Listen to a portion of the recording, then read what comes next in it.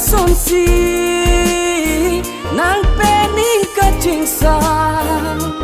la son si nang pening ka ching sa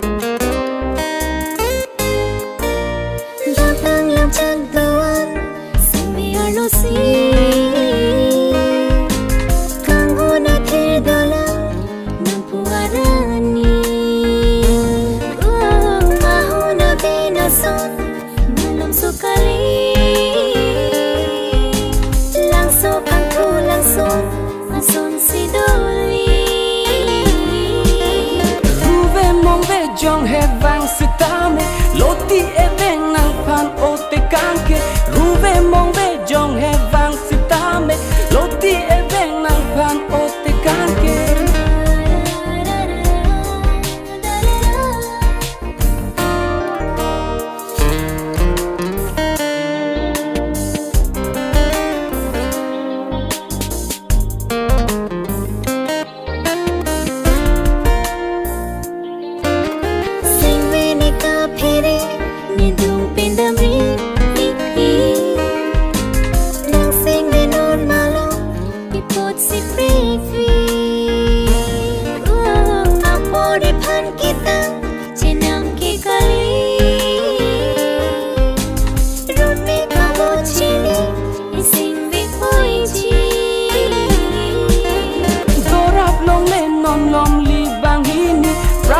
son lo kang hona pirbi ke chok che ke nang planeta kali fir klong si doli kang hona pirbi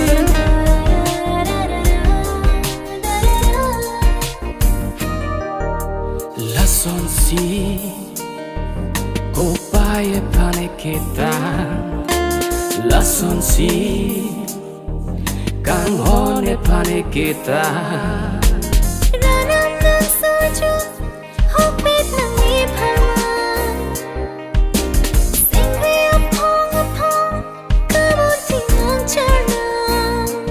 la son si nang pening ka ching sa la son si